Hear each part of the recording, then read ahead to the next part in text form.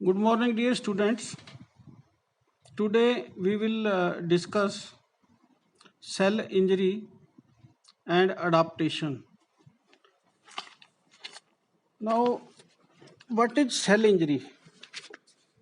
जब हम बीमार होते हैं तो हमारे शरीर की जो सेल्स हैं उनका जो भी नुकसान होता है वो शरीर का रेस्पॉन्स होता है। किसके बदले में? स्टिमुलाई के बदले में। ठीक है, तो जैसा स्टिमुलस शरीर को मिलता है वैसी ही सेल की इंजरी होती है। सपोज किसी के ऊपर अगर गलती से रेडिएशन चला जाए तो नेचुरली जो है उसको कैंसर होने का खतरा रहेगा, क्योंकि डीएनए डीनेचुरेट हो जाता है अगर अल्ट्रावायलेट रेडिएशन उस पर डल जाता है। फिर हम बात करते हैं अडाप्टेशन की। देखिए, कोई आदमी बीमार हो गया, कोई मरीज था, बीमार होने के बाद जो सेल इंजर हुई थी वो स्वस्थ होने का प्रयास करती हैं, लेकिन कुछ समय लगता है उसमें। और कई बार क्या होता है, सेल का जो नया शेप या साइज बना है उसी के साथ ही जो है आगे सेल्स जिंदा रहती हैं और अपना काम करती रहती हैं। तो इस बिगड़ी हुई स्थिति के साथ जो सेल्स अपना फिजियोलॉजी शुरू कर देती हैं दोबारा से, उसी को अडाप्टेशन कहा गया है। कि स्टिमुलस मिला था, उसके बदले में जो रेस्पॉन्स था वो इंजरी के रूप में आया, और इंजरी को जब ट्रीट किया गया तो सेल बिल्कुल वैसी नहीं रह पाई जैसी शुरू में थी। ठीक है, उसका कोई 10% 20% कुछ ना कुछ लॉस हुआ है। उसका एनाटॉमिकल हो सकता है, मॉर्फोलॉजिकल हो सकता है, या उसका फिजियोलॉजिकल हो सकता है, फंक्शनल लॉस हो सकता है। तो यही चीज जो है, लेकिन वो सेल कैपेबल है जिंदा रहने की। ठीक है, तो वो सेल को हम ऐसी स्थिति के अंदर जीने को ही एडाप्टेशन कहते हैं। तो जब सेल को इंजरी होती है, अगर इंजरी आपको समझ में नहीं आया है तो एक बार फिर बता दूं। मान लो किसी को फायर में हाथ डल गया, किसी का, उसके जलन होने लगी, सेल्स वगैरह सब इन्फ्लेमेशन होगा, दर्द होगा। वो क्यों होगा? क्योंकि इंजरी हुई है। अब इंजरी को आप सीधा ये ना समझें कि ये एक ओपन वुंड को ही इंजरी कहते हैं। इंजरी कैसी भी हो सकती है। शरीर के अंदर कुछ बायोकेमिकल कंपोजिशन ज़्यादा हो गया एक पर्टिकुलर साल्ट का, तो देखने से पता चला कि इस रेस्पॉन्स इस एक्सपोजर से शरीर की कुछ सेल्स जो है माल फंक्शनिंग करने लगी है, वो भी एक इंजरी है। ठीक है, जब किसी को बुखार आता है तो पूरा शरीर कंपनी लग जाती है, किसी को ठंड लगती है, तो उस समय क्या होता है, सेल्स इंजर हो रही होती हैं। और सीधे सीधे इंजरी को हम जख्म भी बोल देते हैं या जख्मी कह देते हैं। ठीक है, तो अब अपन ने ये देखना है कि आज के इस जो चैप्टर है कि कितने रेस्पॉन्स होते हैं इंजरी को, type of cellular responses to injury. जब ये सेल्स इंजर होती हैं तो हम उनको कितने भागों में बांट सकते हैं इस प्रोसेस को। तो depending upon the nature of stimulus या injury, cellular responses can be mainly divided into 4 type. ये जो सेलुलर रेस्पॉन्स है, जो भी पैथोजेनिक कारक थे जिनसे सेल को इंजरी हुई, ठीक है, तो उस इंजरी को समझने के लिए हमने इसको 4 भागों में डिवाइड कर लिया इस रिस्पॉन्स को। ठीक है, तो आज का लेक्चर जो है वो सेलुलर अडाप्टेशन पर ही है। ठीक है, जो आपका लेक्चर 103 होगा वो सेल इंजरी पर होगा। जो लेक्चर आपका 104 होगा वो इंट्रा सेलुलर एक्यूमुलेशंस पर होगा। और जो 105 आपका लेक्चर होगा वो पैथोलॉजिक कैल्सिफिकेशन पर होगा। अब हम बात कर रहे हैं सेलुलर अडाप्टेशन। ठीक है, when cell is expose to pathological stimuli, मतलब वो फैक्टर जिससे आदमी बीमार हुआ, वो stimuli, it undergoes a series of metabolic changes known as cell stress. तो जब पैथोलॉजिकल स्टिमुलस मिलता है तो बॉडी के अंदर मेटाबॉलिक चेंज आते हैं जिनको हम स्ट्रेस कह देते हैं। स्ट्रेस मतलब तनाव। ठीक है, the cells can undergo adaptation to damage stimuli. जो स्टिमुलाई, जो फैक्टर जो बीमारी कर रहे हैं, जो सेल को इंजरी कर रहे हैं, उनको जो है नलीफाई करने के लिए या उस स्टिमुलस को निगलेक्ट करने के लिए सेल क्या करती है, अपनी बदली हुई स्थिति के अंदर काम करना शुरू कर देती है, और इसी को अडाप्टेशन कहते हैं। The cells can undergo adaptation to damage stimuli and achieve new steady altered state, ठीक है, that allows the cells to survive. वो सेल्स को जिंदा रहने में जो है मदद भी करता है, ठीक है। तो जो आपका सेलुलर अडाप्टेशंस हैं वो यही हैं कि जब कोई बीमार होता है उसकी सेल्स को इंजरी होती है, ठीक है, उस इंजरी होती है स्टिमुलस की वजह से, मतलब उन फैक्टर्स की वजह से वो पर्टिकुलर इंजरी हुई है, ठीक है। तो उस स्टिमुलाई को न्यूट्रलाइज करने के लिए सेल क्या करती है, अपने फंक्शन शुरू रखती है, वो रेस्ट नहीं करती, ठीक है।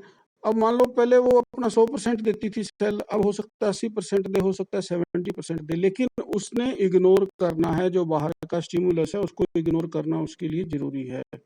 तो यही जो एक नई और स्टेडी अल्टर्ड स्टेट, अल्टर माने बदली हुई स्थिति है, ठीक है, और ये सेल्स को जिंदा रहने के लिए जो है अलाउ करती है, इसी को हम क्या कहते हैं, अडाप्टेशन कहते हैं, ठीक है। And continue to function in abnormal environment, जो बीमार होने के बाद जो शरीर का इंटरनल एबनॉर्मल एनवायरनमेंट हुआ है उसके साथ ये सेल्स, जो अडाप्टेड सेल है, ये अपना काम करती रहेगी। Cells can adapt to certain pathologic stimuli by changes in size. अब सेल्स किस प्रकार से रिस्पॉन्स रहेगा, सेल्स का जो स्टिमुलस आएगा, या तो ये साइज में बदलाव लाएगी, हो सकता है सेल सिकुड़ जाए, हो सकता है स्वेल हो जाए, ठीक है। नंबर मतलब उसकी सेल्स की संख्या कम भी हो सकती है, ज़्यादा भी हो सकती है, कांस्टेंट भी रह सकती है। और differentiation of cells in affected tissue, और सेल्स अपने आप को डिफरेंशिएट कर लेती हैं। डिफरेंशिएट का क्या अर्थ होता है कि एक पर्टिकुलर फंक्शन जो है वो उस सेल के द्वारा किया जाना है, जैसे कार्डियक सेल है, लीवर की सेल है, इनका अलग अलग डिफरेंशिएशन है, ये अलग अलग कार्य करती हैं। These are reversible changes. ये जो एडाप्टेशन होते हैं ना, ये रिवर्सिबल चेंज होते हैं। मान लो कोई बीमार था, उसकी सेल्स को इंजरी आई, दवा लेता रहा, तो उसका मतलब ये नहीं है कि मान लो आज सेल 50% काम कर रही है तो 2 साल बाद भी 50% काम करेगी, नहीं, वो इंजरी बिल्कुल ठीक हो सकती है, वो सेल्स वापिस अपने 100% एबिलिटी पर जा सकती हैं, ठीक है। तो दीज आर रिवर्सिबल चेंजेस। ये जो एडाप्टेशन है ये रिवर्सिबल चेंज है, अर्थात जैसे ही स्टिमुलस खत्म होगा तो वो वापस वैसी स्थिति में आ जाएगी। एंड कॉन्स्टिट्यूट सेलुलर अडाप्टेशन, और इसी को हमने सेलुलर अडाप्टेशन कहा गया है, ठीक है। एक स्टिमुलाई या स्ट्रेस का बेस्ट एग्जांपल ले लेते हैं। जो देखो, इंजरी 2 प्रकार की हो सकती है, फिजियोलॉजिकल भी हो सकती है और पैथोफिजियोलॉजिकल भी हो सकती है। जब पैथोफिजियोलॉजिकल होगी तो इसका क्या अर्थ होगा, इसका अर्थ होगा कि बीमारी जो है उसका एक पैथोजन है, कोई जो पैथोजेनिक एजेंट है जिसकी वजह से वो बीमार हुआ है, ठीक है। लेकिन दूसरे केस के अंदर फिजियोलॉजिकल भी हो सकती है। फिजियोलॉजिकल जैसे अडाप्टेशन का एग्जांपल, जैसे कोई जिम जाता है बॉडी बिल्डर, तो उसकी मसल्स बढ़ने लगती हैं, ठीक है। तो ये क्या है, ये अडाप्टेशन है। जब वो जिम जाना छोड़ देता है तो वापस जो है वो उसके डोले शोले जो हैं वापस वैसे हो जाते हैं। ऐसा क्यों, क्योंकि उसने स्टिमुलस को रोक दिया। अब टाइप ऑफ अडाप्टेशन की बात करते हैं हम, ठीक है। कितने प्रकार के वो अडाप्टेशन है जो सेल्स जिनको अडॉप्ट करती हैं। The type of adaptation include hypertrophy, ठीक है, दूसरी हाइपरप्लाजिया, तीसरी एट्रोफी, और चौथा मेटाप्लाजिया, और एक और होता है डिस्प्लाजिया होता है। तो अब इनको 1 बाय 1 लेते हैं हम आज के लेक्चर के अंदर। इन टर्म्स को समझना, उनके फिजियोलॉजिकल उदाहरण देना और पैथोफिजियोलॉजिकल उदाहरण देना, बस यही है आज के इस टॉपिक के अंदर कि अडाप्टेशन क्या है। तो देखिए, अडाप्टेशन कुल मिलाकर अब आपके सामने ये जो नाम लिखे ना, हाइपरट्रॉफी, हाइपरप्लाजिया, ठीक है, एट्रोफी, मेटाप्लाजिया, ये सारे के सारे अडाप्टेशन है, मतलब सेल्स के अंदर जो बदलाव आते हैं ये सारे के सारे वो हैं जब आदमी बीमार होता है। सबसे पहले आ जाइए हाइपरट्रॉफी। वो बीमार होता है कहाँ, साथ में फिजियोलॉजिकली भी हो सकता है, फिजियोलॉजिकल के भी उदाहरण देंगे आपको। Hypertrophy, hypertrophy is defined as increase in the size of the tissue or organ due to increase in the size of cells. ये देखिए, ये नेक्स्ट पेज के ऊपर हमारा जो है ये डायग्राम है, ये भी सेंटर में नॉर्मल सेल दिखाई हैं आपको, ठीक है, 4 सेल दिखाई हैं आपको। तो ऊपर देखिए लेफ्ट साइड में हाइपरट्रॉफी, सेल 4 ही हैं लेकिन उनका साइज बढ़ गया है। सेल्स का साइज बढ़ गया तो ऑर्गन का साइज भी बढ़ेगा। दूसरी साइड देखिए आप, राइट साइड कॉर्नर में हाइपरप्लाजिया, ठीक है, यहाँ क्या हो रहा है, जो सेल्स हैं उनकी संख्या बढ़ गई है, ठीक है, और ओवरऑल साइज ऑर्गन का भी बढ़ेगा, ठीक है। फिर आप आ जाइए मेटाप्लाजिया, नीचे मेटाप्लाजिया दिखा रखा है आपको, ठीक है, और लास्ट में दिखा रखा है एट्रोफी, ठीक है। तो जब कोई बीमार होता है, बीमार होने के बाद में, ठीक है, उसको उसकी सेल्स अडॉप्ट करती हैं, तो उसमें से पहला अडाप्टेशन है hypertrophy. Hypertrophy is defined as an increase in the size of the tissue or organ due to increase in the size of cells. कि कारण क्या है हाइपरट्रॉफी का, ऑर्गन का साइज बड़ा हो गया। क्यों बड़ा हो गया, क्योंकि सेल्स जो थी उनके जो साइज बढ़ गई है, ठीक है।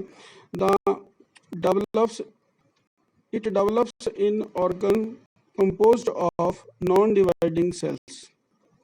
जो नॉन डिवाइडिंग सेल्स हैं वहाँ ये डेवलप होती है, ठीक है। जैसे मसल्स हो गए, एग्जाम्पल कार्डियक स्केलेटल मसल। अब एक चीज और दिमाग में बिठाइए आप, हाइपरट्रॉफी अपने आप में कह रही है कि ये उन ऑर्गन में होती है जिनकी जो है अपने नॉन डिवाइडिंग सेल्स होती है। इसका मतलब सेल का नंबर कांस्टेंट है वहां पर, ठीक है।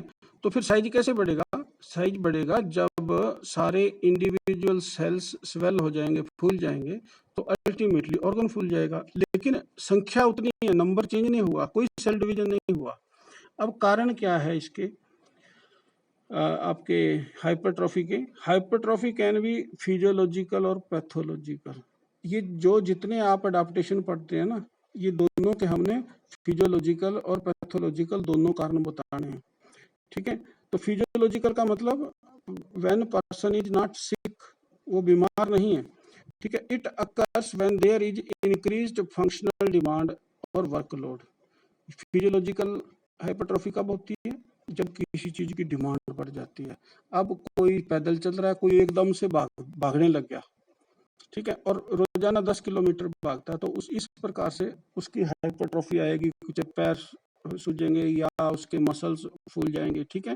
लेकिन सबकी सेल्स की संख्या बराबर है, नंबर नहीं बढ़ा है। अब हम बात करते हैं हाइपरट्रॉफी ऑफ स्केलेटल मसल। हम फिजियोलॉजिकल की बात करेंगे, जब फिजियोलॉजिकल का आपको अर्थ समझना चाहिए कि बीमार नहीं है, इसीलिए कहा है फिजियोलॉजिकल, ठीक है। जब वर्कलोड बढ़ता है, एग्जाम्पल ले रहे हैं हम हाइपरट्रॉफी ऑफ स्केलेटल मसल। जो स्केलेटन की मसल्स हैं उनकी हाइपरट्रॉफी कब होती है, उनकी hypertrophy the bulging muscles of body builder. Body builder के आप दौड़े देखते हैं, ठीक है। मैनुअल लेबर, जो खेत में काम कर रहा है किसान या उसका जो साथ में साथी है, and athletes and those engaged in pumping iron. और लोहार देखे होंगे आपने, कैसे गन चलाता है और गर्म करके लोहे को बदल देता है, उनके मसल्स आप देखते हैं पूरे फूले हुए होते हैं। वो क्या है, वो एक हाइपरट्रॉफी है। जैसे ही वो काम छोड़ देंगे, जितने ये उदाहरण दिए हैं ये फिजियोलॉजिकल हैं, जितने जैसे ही वो ये काम छोड़ देंगे उनके मसल्स का जो है स्वेलिंग उतर जाएगी और धीरे धीरे मसल्स सिकुड़ने लग जाएंगी या नॉर्मल आ जाएंगी, जितने पर्सन का ओरिजिनल जो है मसल था। इसी प्रकार हाइपरट्रॉफी ऑफ स्मूथ मसल की बात करते हैं। जैसे एग्जांपल ले लेते हैं हम, growth of uterus during pregnancy. जब प्रेगनेंसी होती है तो यूटेरस का साइज बढ़ता रहता है, किस वजह से? फ्रॉम एस्ट्रोजेनिक जो हार्मोन है उनके से स्टिमुलेशन मिलता रहता है, जिसके कारण जो है वो स्ट्रेच होता रहता है मेम्ब्रेन। देन ये है एग्जांपल हाइपरट्रॉफी के दोनों, जब फिजियोलॉजिकल कंडीशन थी, मतलब कोई बीमार नहीं था। अब हम देखते हैं क्या ऐसा पैथोलॉजिकल कंडीशन में भी होता है, पैथोफिजियोलॉजिकल कंडीशन में भी ऐसा होता है, पैथोलॉजिकल कहें या पैथोफिजियोलॉजिकल कहें। It is caused by increased functional demand, यहाँ भी जब फंक्शनल डिमांड ज़्यादा है, वर्कलोड ज़्यादा है, ठीक है। Hypertrophy of cardiac muscle, example लेते हैं हम, लेफ्ट वेंट्रिकुलर हाइपरट्रॉफी, ठीक है। जो लेफ्ट आपका वेंट्रिकल है वो जो है फूल जाती है ड्यू टू हाइपरटेंशन और डैमेज्ड हार्ट वाल्व। अगर हार्ट के वाल्व डैमेज हो जाएं तब भी ये जो है हाइपरट्रॉफी हो जाती है। एरोटिक स्टेनोसिस या मिट्रल इनकॉम्पिटेंस, ये वाल्व के जो फॉल्ट है, आगे चलकर हम इनको देखेंगे। फिर हाइपरट्रॉफी ऑफ स्मूथ मसल की बात करते हैं हम पैथोलॉजिकल कंडीशन में, तो इसमें hypertrophy of urinary bladder muscle जो है, इसका फिगर 2.3 में भी दे रखा है, in response to urethral obstruction, जिसको हम प्रोस्टेट हाइपरप्लाजिया बोल देते हैं, ठीक है। तो इस ये दोनों डायग्राम आपको मैं एक बार शो कर देता हूँ। ये देखिए, लेफ्ट साइड में जो है normal wall of left ventricle, ठीक है। राइट साइड में क्या है? Hypertrophy of wall of left ventricle, ठीक है। ये तो आप जानते हो कि जो हमारे सामने राइट साइड में होता है वो लेफ्ट होता है, और जो लेफ्ट साइड में होता है वो हमारा राइट होता है, क्योंकि आप मोबाइल को पलट के देख लो तो बिल्कुल सही हो जाएगा ये, ठीक है। नाउ ट्रांसफर सेक्शन आपको दिखाया नॉर्मल हार्ट का, जो लेफ्ट साइड का डायग्राम है। जो राइट साइड का डायग्राम है उसमें उन्होंने transfer section of heart with hypertrophy of left ventricle characterised by thickening of left ventricular wall. तो ये इसका कारण होगा, ये थिक हो गई है, ठीक है। और कारण क्या है इसके? कोई वाल्व से उनकी इनएफिशिएंसी। फिर दूसरा एग्जांपल देखिए हाइपरट्रॉफी का, हमने यहाँ लिया cut section of prostate along with urinary bladder. तो लेफ्ट साइड में आपको नॉर्मल प्रोस्टेट दिखा रखा है, और बिनाइन हाइपरप्लाजिया ऑफ प्रोस्टेट आपको राइट साइड में दिखा रखा है। तो ए साइड नॉर्मल है और बी साइड बिनाइन हाइपरप्लाजिया है, ठीक है। तो देखिए ये, अब आपने हाइपरट्रॉफी के फिजियोलॉजिकल कारण भी जान लिए कि जब बंदा स्वस्थ होता है, ठीक है, तब ये हाइपरट्रॉफी हो जाती है, मसल्स बड़े हो जाते हैं, ठीक है। फिर आपने पैथोफिजियोलॉजिकल भी देखा, और पैथोफिजियोलॉजिकल में आपने देखा कि जब कोई बीमार होता है, वैसे में अपन ने एग्जांपल लिया है इसका, कार्डियक मसल का एग्जांपल लिया है, ठीक है। और इसके उदाहरण में हमने जो transverse section of normal heart को कंपेयर किया है, हमने हाइपरट्रॉफी ऑफ लेफ्ट वेंट्रिकल के साथ डायग्राम के अंदर अभी अपन ने ये देखा था, ठीक है। तो देखिए, the pathological hyperplasia can progress to cancer. For example, endometrial hyperplasia can develop into endometrial cancer. तो जिस स्थान पर ये जो आपका हाइपरट्रॉफी हुई है, वहाँ वो उसी प्रकार का जो है अपने कैंसर हो सकता है। Now come to the next point, that is after hyperplasia we will come to the second adaptation. मेरे ख्याल से पहला आपको हाइपरप्लाजिया अच्छे से, पहला अडाप्टेशन अच्छे से समझ आ गया होगा। इसमें थोड़ा सा एक चीज रह गई है, दैट इज मॉर्फोलॉजी, कि अगर हाइपरट्रॉफी होती है, अगर आपको देखनी हो तो ग्रॉस में कैसी दिखेगी? The size of the affected organ is increased. जो ऑर्गन है जो अफेक्टेड है, जिसकी सेल्स इंजर हुई हैं, ठीक है, उनकी संख्या तो सेम ही रहनी है, लेकिन आपको वो बड़ा हुआ फूला हुआ दिखाई देगा, एक ग्रॉस अगर मोटे तौर पर देखें। और माइक्रोस्कोपिकली अगर हम देखते हैं, ये आपको इंक्रीज नंबर ऑफ सेल्स भी दिखा सकता है, ठीक है। कम टू द एट्रोफी, दूसरा एडाप्टेशन है एट्रोफी, पहला था hyperplasia. Atrophy is defined as reduced size of an organ or tissue resulting from decrease in cell size and number. ठीक है. In atrophy, functions of an organ is also reduced. देखिए organ सिकुड़ गया है. ठीक. कारण क्या बताया जा रहा है? सारी सेल्स के साइज छोटा हो गया या उनकी संख्या में भी कमी आ गई है. मान लो 10 सेल नॉर्मली एक जगह लेती हैं, उन 10 के 10 का साइज छोटा हो जाए. ठीक है, तो बिल्कुल कम वो स्पेस ऑक्यूपाई करेंगी. और अगर बाई चांस एक दो सेल उसमें डेड हो जाए फिर तो जो है बात गड़बड़ हो ही गई है. ठीक है. कारण क्या है एट्रोफी के? एट्रोफी वही हर जो अडाप्टेशन है उसके दो ही कारण है, फिजियोलॉजिकल और पैथोलॉजिकल. तो फिजियोलॉजिकल में आपका एट्रोफी जो कॉमन देखी गई है during normal fetal development and in adult life. ये जो है देखी जाती है ड्यूरिंग फीटल डेवलपमेंट. जब गर्भाशय में इन्फेंट डेवलप होता है ना, उसको बोलते हैं fetal development. Atrophy of embryonic structures. जो एम्ब्रियोनिक स्ट्रक्चर है जैसे आपके थायरोग्लोसल डक्ट जो है वो सिकुड़ जाती है. ठीक है. फिर ड्यूरिंग एडल्ट लाइफ. अच्छा, दूसरी बात ध्यान देने की बात है, आपको फिजियोलॉजिकल कहा गया है और प्रेगनेंसी बताई जा रही है. तो प्रेगनेंसी एक फिजियोलॉजिकल प्रोसेस है, it is not a disease. ये ध्यान रखें. तो फिजियोलॉजिकल में एग्जांपल देना है इसका. फिर during adult life for example आपका involution of thymus, atrophy of brain and heart due to ageing. जैसे जैसे उम्र बढ़ती जाती है ये सारे के सारे अंग जो है सिकुड़ने लगते हैं. ठीक है. तो ये देखिए आपने एट्रोफी देखा, जाना कि एट्रोफी जो ओवरऑल ऑर्गन है वो छोटा हो जाता है, सेल का साइज छोटा हो जाता है और कई बार सेल्स की संख्या भी कम हो जाती है. उस स्थिति को एट्रोफी कहा जाता है. इस एडाप्टेशन को एट्रोफी कहा जाता है. ठीक है. अब पैथोलॉजिकल बीमारी में कोई उदाहरण है हमारे पास एट्रोफी के? बिल्कुल है. इट कैन बी लोकल और जनरलाइज्ड. अब लोकल को देखते हैं हम पैथोलॉजिकल में. Disuse atrophy. किसी चीज का आप यूज कर रहे थे, उसका यूज करना छोड़ दिया. Decreased workload. ज्यादा नहीं तो अगर आप सपोज 10 किलोमीटर रोज साइकिल चलाते थे या पैदल चलते थे, वो आपने छोड़ दिया तो डिसयूज हो जाएगा. ठीक है. तो उससे क्या होगा? सेल्स सिकुड़ेंगे और उसके बाद उनका नंबर भी कम हो सकता है. Decreased workload. Atrophy of limb muscle. ठीक है. हिंड लिम्ब हो सकते हैं, आपकी लेग्स हो सकती हैं.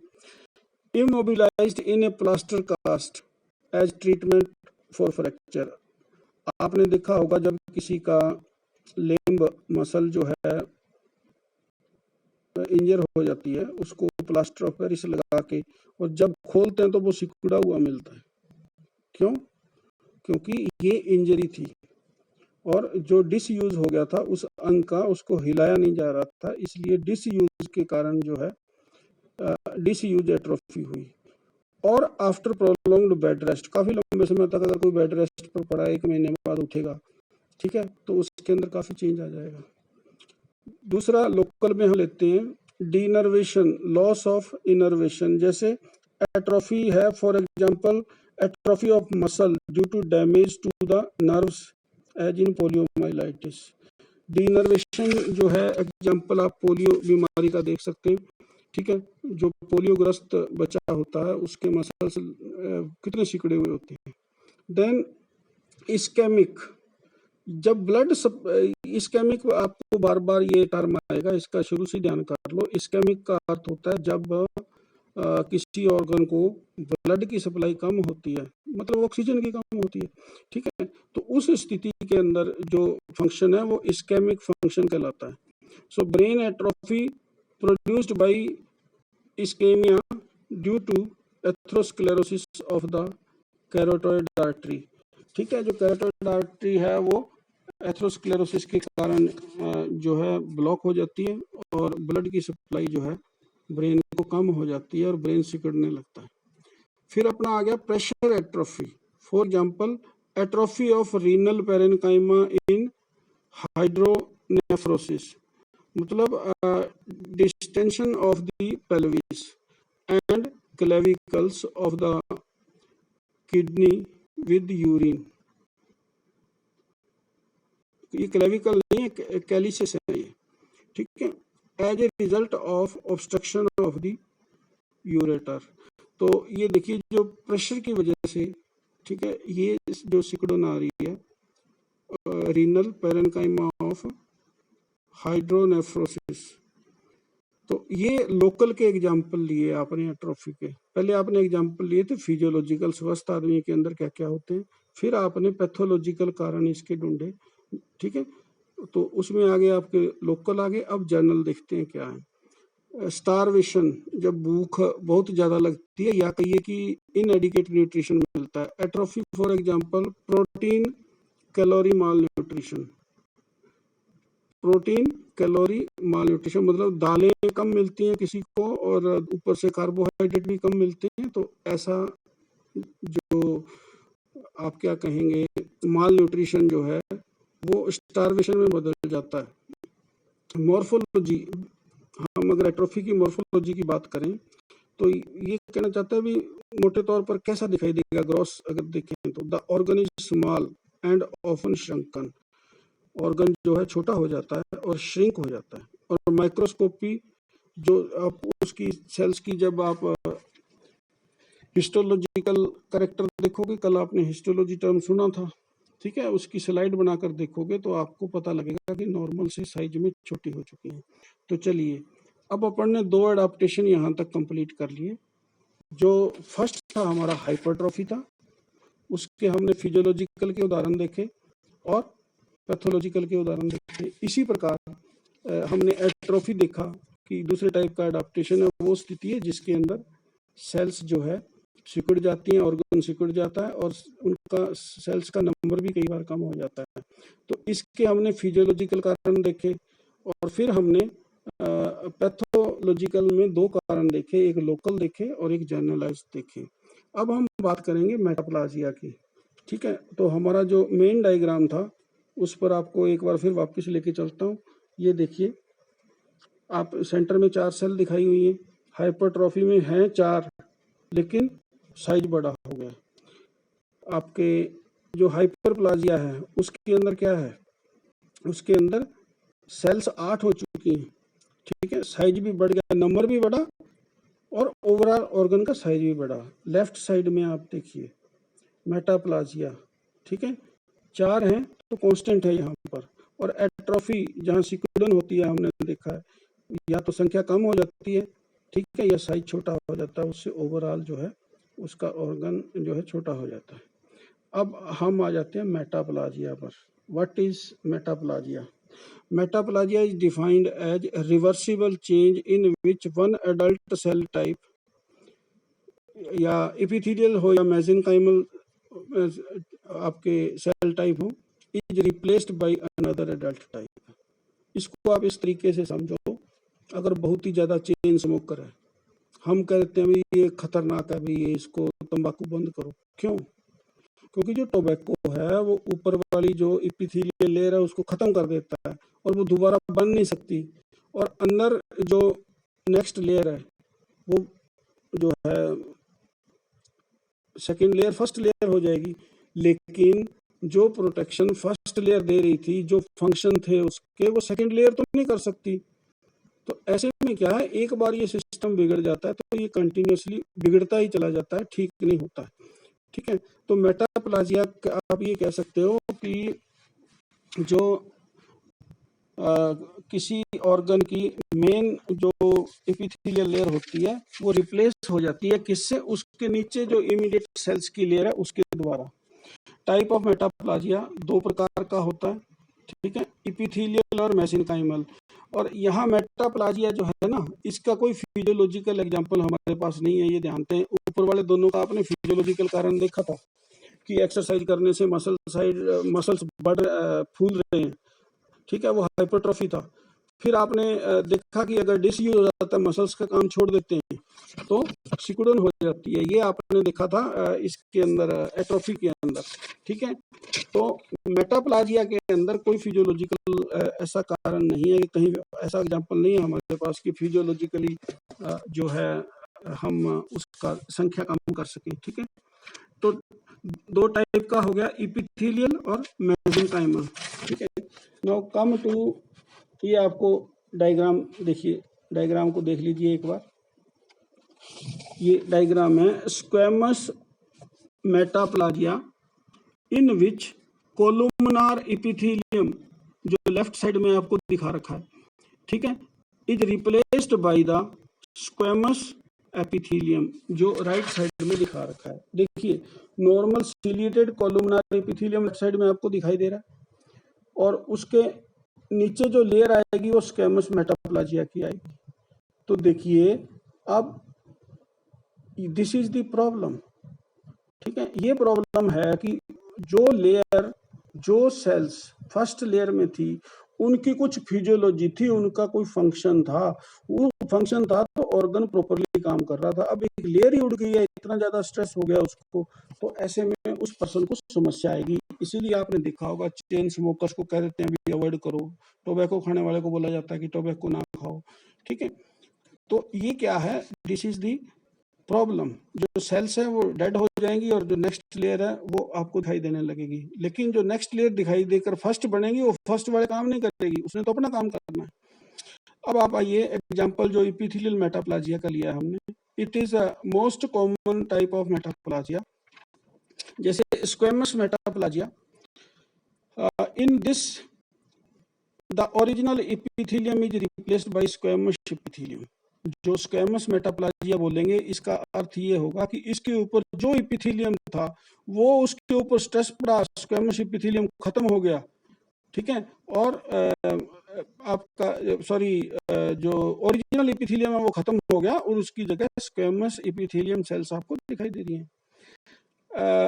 रेस्पिरेटरी ट्रैक का एग्जांपल ले लो, chronic irritation due to tobacco smoke. अगर कोई टोबैको स्मोक करता है, यानी कि सिगरेट पीता है, चिलम पीता है, हुक्का पीता है, ठीक है, उसके साथ क्या होगा, उसमें ये जो आपकी ओरिजिनल इपिथेलियम सेल है वो नष्ट हो जाएगी।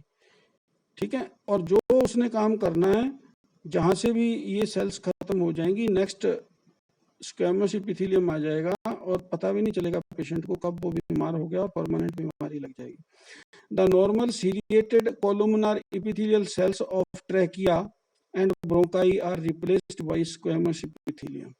ठीक है, ये आपने ऊपर इस डायग्राम के अंदर देखा है, ये दिखाया गया कि किस प्रकार से लेफ्ट साइड में आपको नॉर्मल जो सीलिएटेड कोलुमनार एपिथेलियम दिखाई देती है, राइट साइड में नहीं है। क्यों? क्योंकि जो स्मोकिंग थी उसके कारण ये टिश्यू जो है खत्म हो चुकी है। फिर आपने एग्जांपल आइए दूसरा सर्विक्स का, स्क्वेमस मेटाप्लाजिया इन सर्विक्स जो एसोसिएटेड विद क्रोनिक इन्फेक्शन। ये जो है फीमेल्स के अंदर जो है ये समस्या आती है इसमें, इस टाइप के मेटाप्लाजिया की, और हाइजीनिक का जो है, साफ सफाई जो है, दैट इज इम्पोर्टेंट। अब आपने जो स्क्वेमस मेटाप्लाजिया देख लिया, दूसरा है अब आपके पास कोलुमनार मेटाप्लाजिया। ठीक है, इसके सब टाइप हैं, स्क्वेमस टू कोलुमनार में बदलना और इंटेस्टाइनल मेटाप्लाजिया, ये इसके एग्जांपल हैं। स्क्वेमस टू कोलुमनार में आइए, जो Barrett oesophagus, the squamous epithelium of the oesophagus replaced by columnar cells. ठीक है, तो जब ये हो जाता है तो इरिटेशन बहुत ज्यादा होता है। फिर intestinal metaplasia, the gastric glands are replaced by cells resembling those of the small intestine. जब गैस्ट्रिक ग्लैंड्स जो सिक्रीशंस करते हैं वो करते रहते हैं, जब ये ग्लैंड खत्म हो जाते हैं तो गैस्ट्रिक सिक्रीशन बंद हो जाते हैं, लेकिन उनकी जगह वैसे ही शेप की सेल्स वहां जरूर होती हैं, लेकिन वो गैस्ट्रिक जो ग्लैंड है उन वाला काम नहीं कर पाती।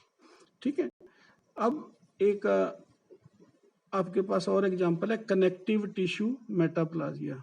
इसमें आप ओसियस मेटाप्लाजिया जो इसका एग्जांपल है, formation of new bone at sites of tissue injury is known as osseous metaplasia. अगर नई बोन बन गई है, ठीक है, जहां इंजरी हुई है, तो उसको ओसियस मेटाप्लाजिया कहा जाता है। Bone formation in muscle known as myositis ossificans. अगर मसल्स के अंदर बोन बन रही है तो उसको आप मायोसाइटिस ओसिफिकेंस कहते हैं। Occasionally occur after intramuscular haemorrhage, जब मसल्स के अंदर हेमरेज होता है तो उस समय ये कई बार देखने में आया है। ठीक है, तो देखिए हमने जो आज हमारा मकसद था सेलुलर अडाप्टेशन को स्टडी करना, उसमें अपन ने हाइपरट्रॉफी स्टडी किया, हाइपरप्लाजिया स्टडी किया, एट्रोफी स्टडी किया और मेटाप्लाजिया जो है वो स्टडी किया। तो देखिए ये 4 हैं, दीज आर 4 जिसको आप अडाप्टेशन बोलते हो। कौन कौन से अडाप्टेशन है? हाइपरप्लाजिया, जिसके अंदर आपने देखा था कि जिस ऑर्गन के अंदर ये हाइपरप्लाजिया होता है उसकी सेल्स जो होती हैं साइज में फूल जाती हैं, संख्या उनकी उतनी ही रहती है। ठीक है, फिर आपने देखा था ये सेकेंड बाज आफ्टर हाइपरप्लाजिया, ये था आपका एट्रोफी था। ठीक है, उसमें आपने देखा था साइज ऑर्गन का ओवरऑल रिड्यूस हो जाता है और जो सेल्स की संख्या वो भी रिड्यूस हो जाती है, दैट वी हैव सीन। उसके बाद में आपने देखा था मेटाप्लाजिया। ठीक है, मेटाप्लाजिया के अंदर क्या होता है? मेटाप्लाजिया में जब बहुत ही ज़्यादा स्टिमुलस आता है, ठीक है, तो स्टिमुलस से जो फर्स्ट लेयर ऑफ एपिथेलियम है वो खत्म हो जाती है, जिसके कारण आगे जो कोलुमिनर या स्क्वेमस एपिथेलियम है वो फर्स्ट लेयर का रूप ले लेती है, लेकिन ये एक बैंकर बीमारी में कन्वर्ट हो जाता है। तो चलिए आपने आज ये जाना कि जो सेलुलर अडाप्टेशन है उनके नाम है हाइपरट्रॉफी, हाइपरप्लाजिया, एट्रोफी और मेटाप्लाजिया। एक डिस्प्लाजिया और होता है। ठीक है, चलिए तो ये अडाप्टेशन क्यों कहा गया है इनको? देखिए जब शरीर के ऊपर कोई रोग आया है तो शरीर की जो सेल्स हैं वो बुरी तरह से जख्मी हुई है, इंजर हुई है, लेकिन जब इंजरी हो रही थी सेल्स ने अपना काम करना नहीं छोड़ा। कोई अपना 50% कर रही थी, कोई 20% कर रही थी, कोई 30% कर रही थी, और जैसे ही ट्रीटमेंट होता गया वो थोड़ी थोड़ी उनका फंक्शन बढ़ता चला गया। ठीक है, इन बदली हुई परिस्थितियों के अंदर जो आपका इंटरनल वातावरण जब खराब हो जाता है बॉडी का, तो ऐसे में जो सेल्स बदली हुई नए शेप के साथ, नए साइज के साथ जो अपना कार्य करती है उसी को, और जिंदा होती है वो, उसी को हम अडाप्टेशन बोलते हैं। तो अडाप्टेशन की स्थिति जैसे मैंने आपको बताया कि एक हाइपरप्लाजिया की स्थिति होती है, ठीक है, एक हाइपरट्रॉफी की स्थिति होती है, एक एट्रोफी की स्थिति होती है और एक मेटाप्लाजिया की स्थिति होती है।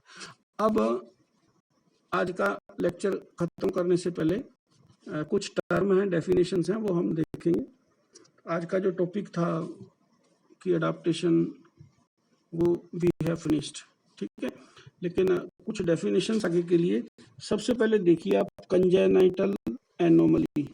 ठीक है, कंजेनाइटल एनोमली, जहां भी मतलब कंजेनाइटल शब्द यूज किया जाएगा, ठीक है, उसका क्या अर्थ होगा? उसका अर्थ होगा बर्थ डिफेक्ट। ठीक है, या उसको आप कंजेनाइटल डिफेक्ट कह सकते हैं या कंजेनाइटल आपका डिसऑर्डर बोल सकते हैं। तो अब इस सब्जेक्ट के अंदर जितनी भी बीमारियां आके आनी है उसमें जहां कहीं भी कंजेनाइटल वर्ड यूज किया होगा, इसका मतलब आपने ध्यान रखना जन्म से, मतलब उसको इनहेरिट हुआ है। The term congenital means born with all type of structural abnormality or defect that is present at birth are termed as congenital anomaly। इन्हीं को congenital anomaly कहा जाता है। ठीक है, दूसरा ये माल फॉर्मेशन टर्म है। ठीक है, मतलब उसके बढ़ने के तरीके में कोई गलती रहना। ठीक है, इट इज प्राइमरी और इंट्रिंसिक हो सकता है, स्ट्रक्चरल डिफेक्ट होता है ये, occurring during development of an organ और टिश्यू। ठीक है, माल फॉर्मेशन, जैसे आप कहते तो माल न्यूट्रिशन। माल न्यूट्रिशन का अर्थ क्या होता है? भी खाने पीने के जो आपको जरूरत का डाइट है वो नहीं मिल रही, इसलिए माल न्यूट्रिशन यूज किया। तो माल फॉर्मेशन, माल फॉर्मेशन का मतलब इल फॉर्मेशन, मतलब जो ऑर्गन का विकास होना था सही ढंग से नहीं हुआ, इसीलिए उसको माल फॉर्मेशन कहा। और एजेनेसिस क्या है? It refers to the complete absence of an organ and its associated प्रीमोर्डियम, ठीक है। अगर कोई ऑर्गन ही मिसिंग है, ठीक है, एक जो माल फॉर्मेशन क्या, ऑर्गन ढंग से नहीं बन पाया था, एजेनेसिस मतलब ऑर्गन बना ही नहीं। तो आपने देखा होगा कोई विद सिंगल किडनी पैदा हुआ, ठीक है, कोई विद आपका क्या कहते हैं एक लंग के साथ, ठीक है, कोई 1.5 लंग के साथ, ठीक है, 2 किडनी है लेकिन आपका एक किडनी ठीक है नॉर्मल साइज का, दूसरा आधे साइज का भी नहीं है, ठीक है। तो ये तो आप कहोगे माल फॉर्मेशन, और एजेनेसिस मतलब मिसिंग ऑर्गन, ठीक है। नाउ जो नेक्स्ट टर्म है 3 और, वो क्या है, दीज टर्म्स आर एप्लाजिया, ठीक है। एप्लाजिया का अर्थ है absence of organ that occur due to failure of growth of the existing primordium, ठीक है। आप ऐसा कहें कि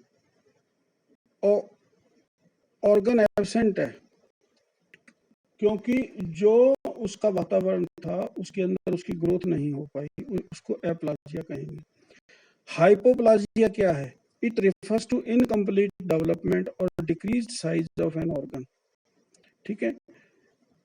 आपने हाइपरप्लाजिया पढ़ा, उसका उल्टा है hypoplasia with decreased number of sales.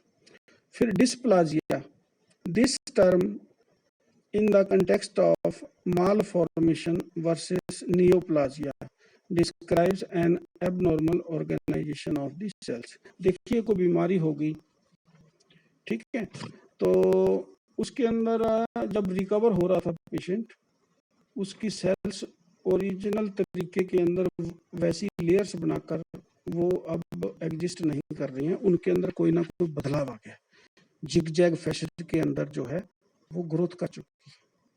तो चलिए इसी के साथ जो है हमारा आज का जो ये लेक्चर है एडाप्टेशंस के ऊपर ये समाप्त होता है। तो थोड़ा सा ब्रश अप कर दूं जाते जाते। हमने सेलुलर रिस्पॉन्सेस पढ़ने, type of cellular responses to injury, और ये 4 लेक्चर में कवर होंगे। जो लेक्चर नंबर LECT 102 आज का है, इसके अंदर हमने सेलुलर अडाप्टेशन को लिया है।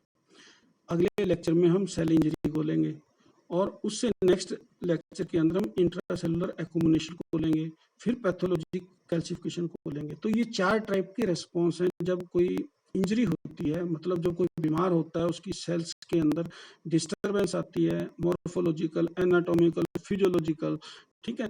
तो 4 टाइप के अडाप्टेशन बताइए, 4 टाइप की स्थितियां बताइए जिसके अंदर सेल्स सर्वाइव करके अपना कार्य कर सकती हैं। तो होप कि आपको आज का टॉपिक अच्छे से समझ में आया होगा। अगर कोई भी डाउट है आपकी तो आप मुझे व्हाट्सएप करें, नंबर आपके पास है 7988266788। Thank you very much, have a wonderful day and ओबे दी नेशनल डिसिप्लिन जो हमारा आजकल चल रहा है, ठीक है। लॉकडाउन के नियमों का जो पालन करना वही अपना एक नेशनल डिसिप्लिन है, उसको ओबे करें और पेरेंट्स के साथ ज़्यादा समय बिताएं, उनसे अच्छी अच्छी चीज़ें सीखें, बहन भाइयों के साथ भी बड़े प्यार से रहें। Thank you.